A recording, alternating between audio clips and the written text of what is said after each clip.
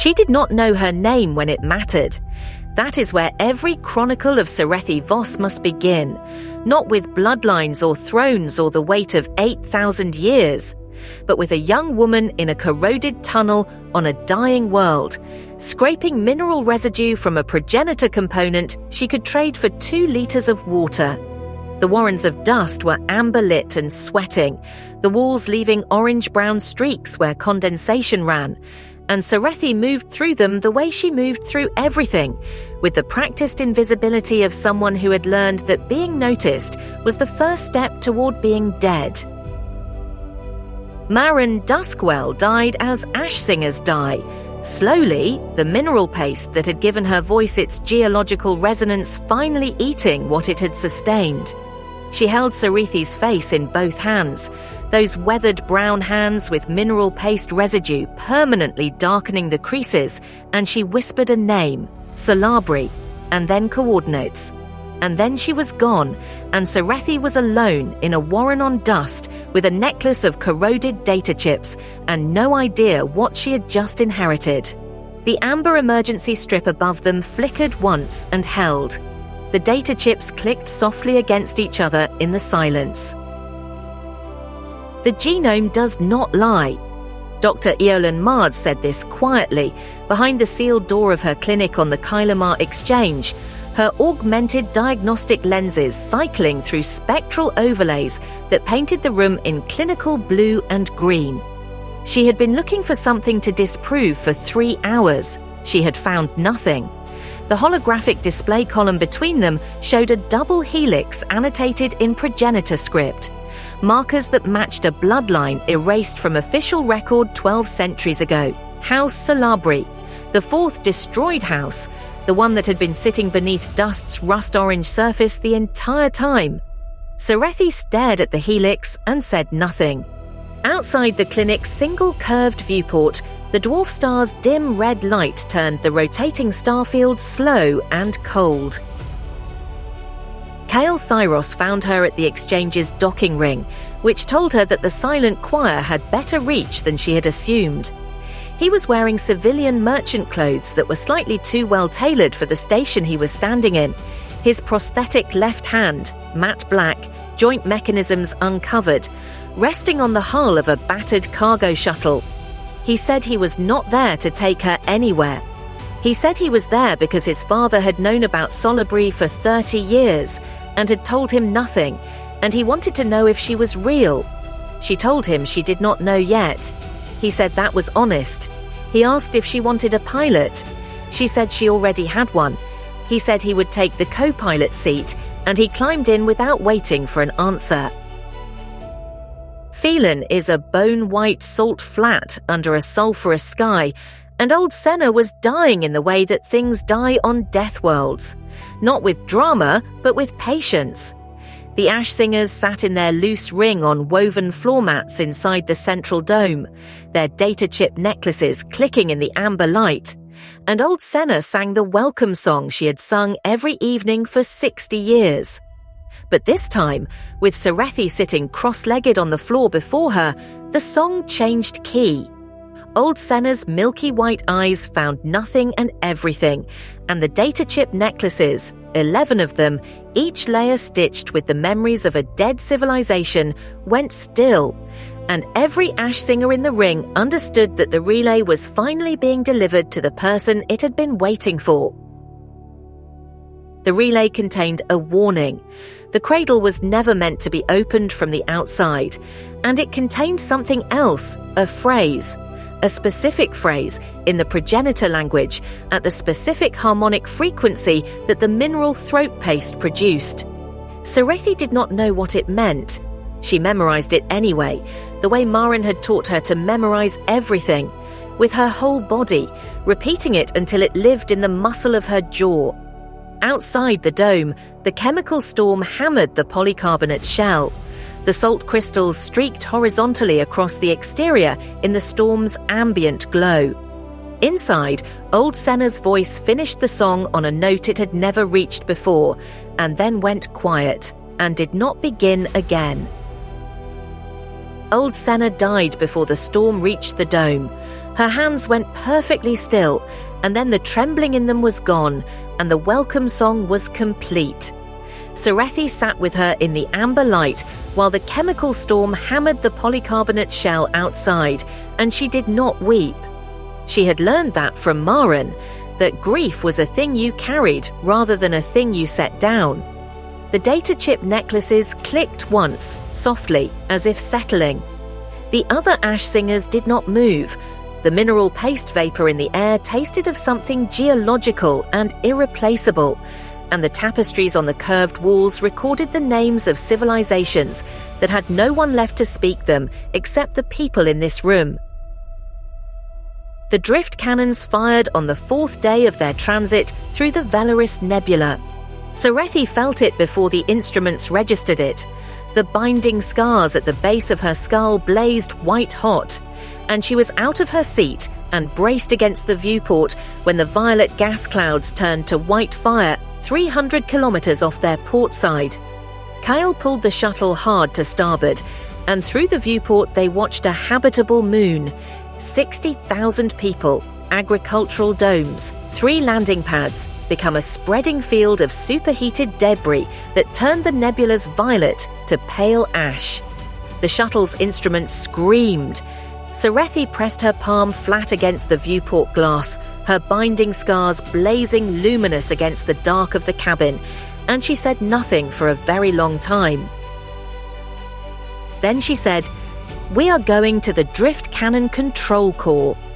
Kyle looked at her across the cockpit, his prosthetic hand still on the controls, the nebula's bleached light falling across the surgical scar at his temple. She looked back at him with those pale grey eyes that had just watched 60,000 people become debris, and the binding scars along her neck were still luminous, still spreading, still marking her as the only person in the galaxy who could interface with what was buried in the densest gas clouds ahead. He set the course without another word. The shuttle banked into the navigable corridor, and the violet and gold gas closed around them like a curtain. Vex Karen had been feeding Lysara's fleet formation data for 6 days by the time the drift cannons fired. She was at her station in the silent choir communications hub, low-ceilinged, matte black panels, encrypted terminals scrolling cipher text in green light, when the discharge registered across every sensor array in the nebula. She did not pause. She transmitted the formation data that the fleet needed to move through the navigable corridors before House Thyros could reposition. Then she sent a second transmission on a private channel to Kale's jury-rigged terminal, the Drift Cannon Control Core's access corridor. She had memorized the schematics 3 years ago in case she ever needed them. She had always known she would eventually need them. Lysara received Vex's formation data in the Regent's chamber atop the throne spire, standing at the head of the pale alloy conference table, with the capital city radiating outward below her through the floor-to-ceiling viewport panels. The Regent's mantle, white carbon weave trimmed in luminous thread that mapped the star systems under her control, had lost another light near her left shoulder while she was reading the transmission. She did not look at it. She committed the fleet, all of it. She said to no one in particular that if this did not work, there would be no Regency left to save anyway, and she might as well spend it on something that mattered. The Drift Cannon corridor was a long, narrow passage of dark alloy, its dormant progenitor circuitry flickering to blue-white life in sequence as Serethi walked. The floor illuminated under her feet.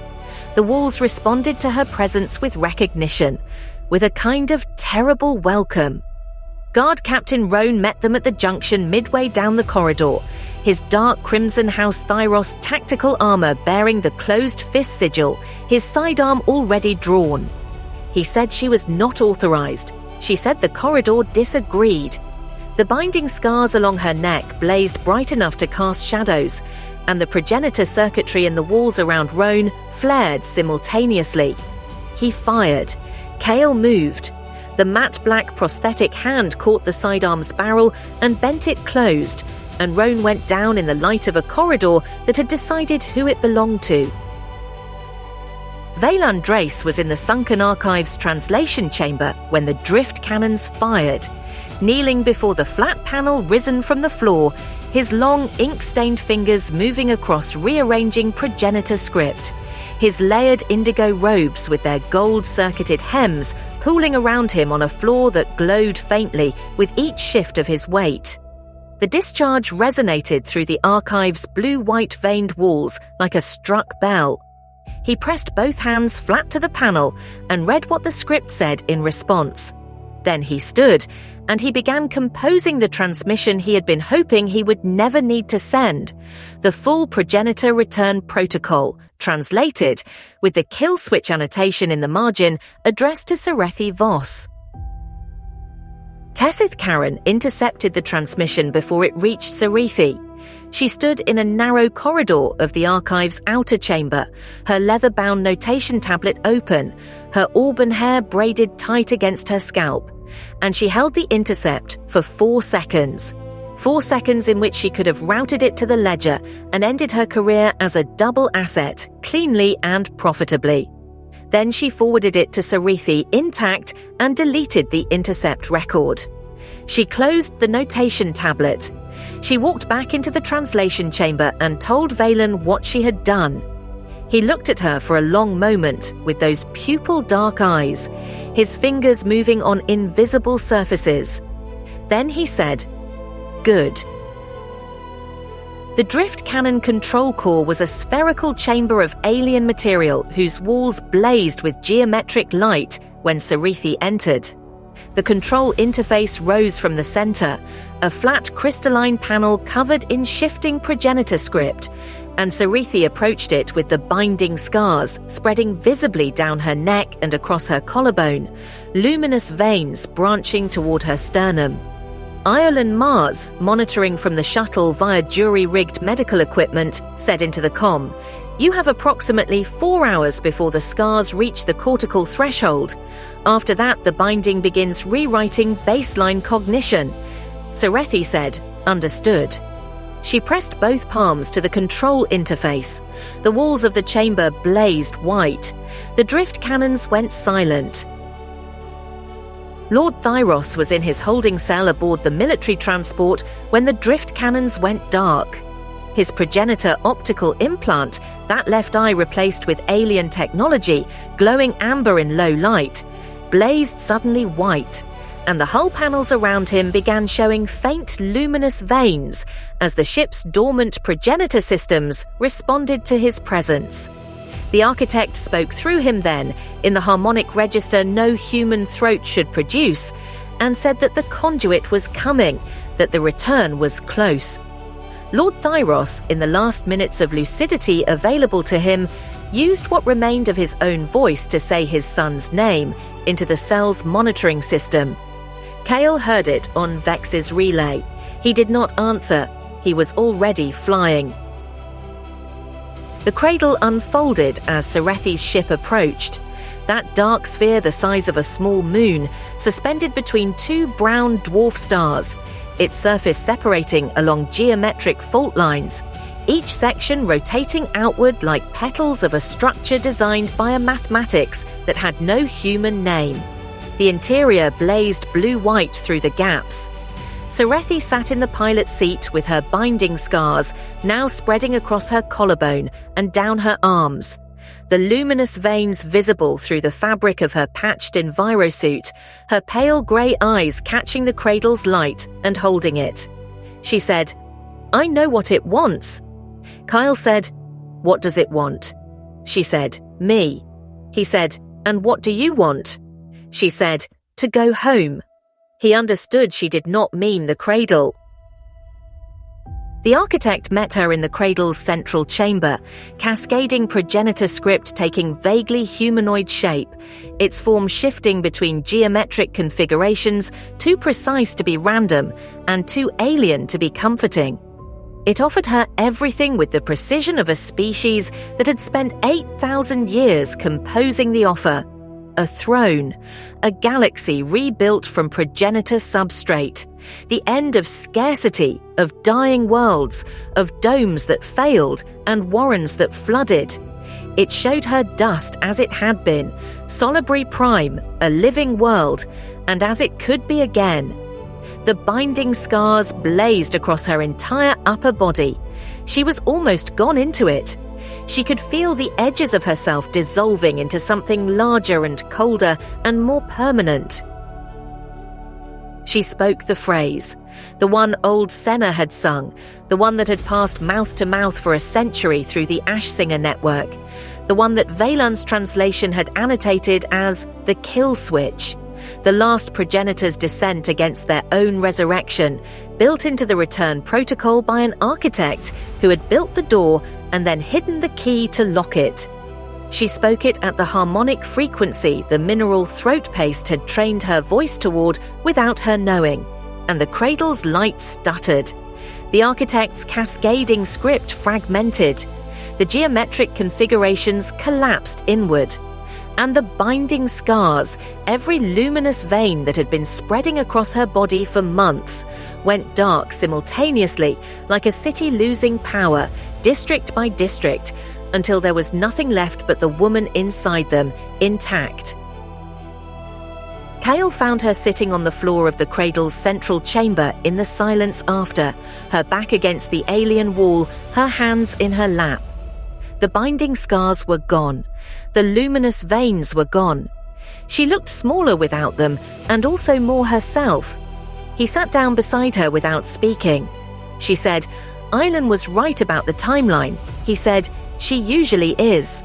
They sat there for a while in the fading blue-white light while the Cradle's geometry slowly retracted, the petals folding back, the sphere closing around them like something going to sleep. Lord Thyros died in his holding cell before the transport reached Ethan Prime. His final lucid act, in the minutes before the architect consumed what remained of him, was to tell Kale, through the cell's monitoring system, knowing Vex would relay it, the location of the seed beneath dust and the truth about the severed hand. That it had been a mercy, that he had chosen his son's life over his son's loyalty and had never been certain it was the right choice. Kyle, receiving the relay in the Cradle's docking bay, said nothing. He pressed his prosthetic hand flat against the shuttle's hull and stood there for a long time. Lysara's fleet held the Velarys Nebula. The formation data Vex had provided was precise enough that House Thyros's remaining warships, leaderless and receiving contradictory signals from a command structure that had just lost its patriarch, withdrew to the nebula's outer edge and went dark. Lysara, standing at the head of the Regent's chamber with the capital city below her, watched two more lights go dark on the mantle's fabric near her right shoulder. Then she reached up and removed the mantle. She folded it carefully and set it on the conference table. She said to the room, "Someone get me a tactical coat. We have a fleet to bring home." They buried Lord Thyros on dust. Kale chose the spot himself, on the surface above the seed chamber, in the rust-orange metallite desert where the hexagonal fractures in the ground formed a progenitor glyph 3 kilometers across that no one on the surface had ever been high enough to read. He wrapped the body in ship hull fabric and dug with a salvage tool in the corroded soil. When it was done, he placed his father's blade in the grave. The blade that had taken his hand, the blade that had been called a mercy. He covered the grave and stood up. Serethi said, "It's down there." He said, "I know." She said, "Are you ready?" He said, "No." She said, "Good. Neither am I." The seed chamber smelled of rain. Serethi stood at the control interface, the platform of dark alien material surrounded by concentric rings of glowing script rotating slowly. And Yolan stood beside her with the diagnostic lenses cycling through spectral overlays, monitoring neural architecture that no longer carried binding scars. Valan's translation was open on a data chip reader in Serethi's left hand, the chemical burn scars on her forearm catching the blue-white light. She read the phrase, not the kill switch phrase, a different one, the one the seed's interface required, the one Valan had annotated with a single note. Understanding, not blood, opens this door. She spoke it at the harmonic frequency. The concentric rings of script accelerated. The chamber walls blazed. The seed, dormant beneath dust for 1,200 years, began to wake. The first sign was the smell. The 12,000 people in the warrens below felt it before they understood it. A change in the recycled air, something mineral and alive, and entirely unlike the chemical tang of corroded metallite. Then the amber emergency strips along the warren walls flickered, and where they flickered, the walls themselves began to show something green. Not the orange-brown condensation streaks. Green. The scavengers in the makeshift markets looked at each other. A child touched the wall and pulled her hand back and looked at her fingers. She said, "It's wet." Her mother looked. It was. Serethi walked out of the seed chamber and up through the warrens and out onto dust's surface as the chemical storm on the horizon began, for the first time in 3 centuries, to thin. The rust-orange metallite particulate was still there. The corroded dome shells were still there. The 12,000 survivors were still there, most of them underground, most of them unaware that the ground beneath them had just changed its mind about what it was. She stood on the surface in her patched envirosuit with her boots wrapped in salvaged cable and looked at the sky, which was still sulphurous and yellow-brown and hostile, and would be for a long time yet. Kyle came and stood beside her. Eolin came and stood behind them both. The binding scars were gone from Serethi's neck. The pale grey eyes caught the dim light of a sky that was, somewhere beneath its hostility, beginning to remember how to be a sky. This is what the chronicles say, written from the ashes of what came after. That Serethi Voss was given a throne and refused it, and was given a transformation and survived it, and was given a world and chose to share it. That she moved from the bottom of the galaxy to its center and back again, and that the journey did not make her larger. It made her more precisely herself, which is the only kind of becoming that lasts. The throne spire still stands on Ethan Prime, its progenitor script glowing faintly blue at night, its systems now mortal and slowly dimming. The celestial throne remains empty. No one has sat in it since. The chronicles do not record this as a failure. They record it as the first decision the galaxy made for itself, in the long silence after the gods went quiet and the people who remained looked at each other and began, slowly, the harder work of asking what they wanted to build.